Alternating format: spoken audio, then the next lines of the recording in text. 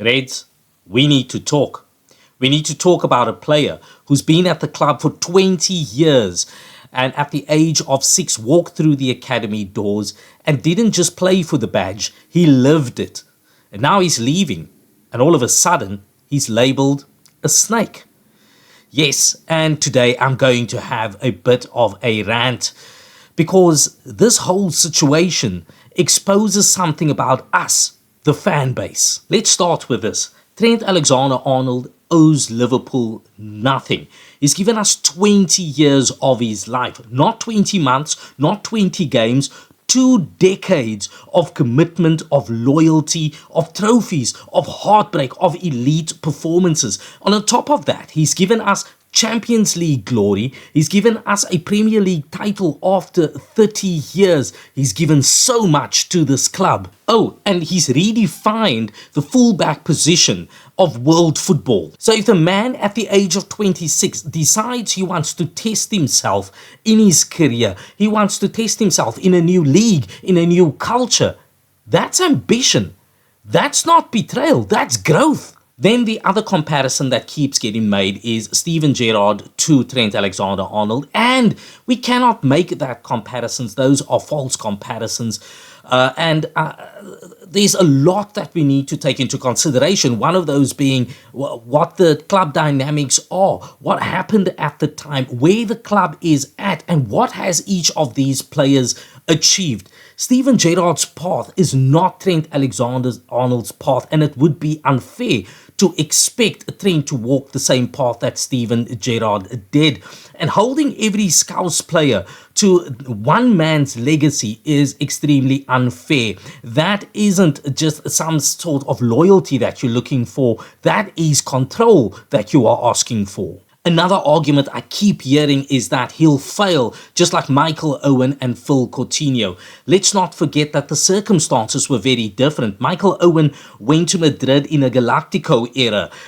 It was a lot different. He scored goals, he performed, but he just didn't have that flair, and the injuries caught up. With Phil Coutinho, he went to a dysfunctional Barcelona team, and he just never got the type of gameplay that he had in the Klopp system. Remember, they had a lot of freedom. He didn't have that at Barcelona. And there were factors like that.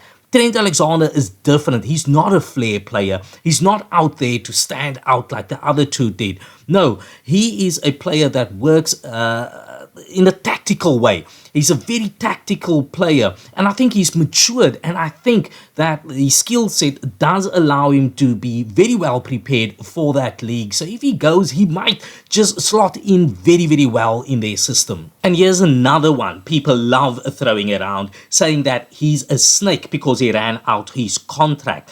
Well, let me ask you this.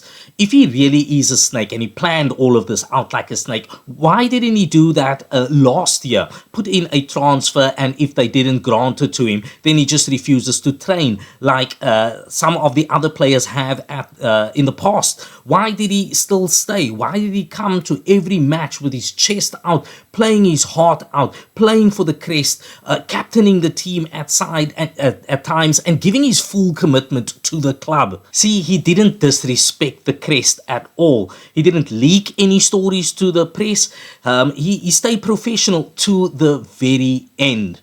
And he played every game with that type of commitment. As for the now he's leaving on a free argument, well, it's his right to do so under the contract that your club agreed with him on. You see, clubs allow players to leave on a free at the end of every season. But the moment a player uses the same type of power that a club uses when they want to get rid of players, when players say, okay, look, I'm going to see out my contract and I want to leave, now all of a sudden it's betrayal. Question then, is this betrayal? And my simple answer is no. Trent saw out the full commitment of his contract. He's given 20 years of his life to the club, and now it is his decision as to what is next in his career. If loyalty means that you can never leave, well then that's not loyalty, that's servitude. But this move tells me something deeper. It tells me that Liverpool is changing, it's evolving. Jurgen Klopp's gone, Hendo's gone, Firmino is gone. There's a lot of changes. Arne Slot's coming in. Slot ball is becoming a thing. And with Trent Alexander-Arnold leaving, I think this is a signal for us not to get angry at Trent for leaving, not to call him a snake, but for us to reflect and take note of what the changes are that's coming about. It's an exciting time to be a Liverpool supporter. It's an exciting time to be a fan of football. And it's an exciting time to see what it is that Arne Slot is wanting to build with this new squad. So no, Trent Alexander-Arnold is not a snake. And I think it's time we as fans grow up, because we need to allow someone the freedom to go and explore their talents and their career wherever they choose to do so. We thank him for his service. He's made it fantastic over these last couple of years, gave us the accolades that he wants. Let's open the door for him, let him leave, and wish him well.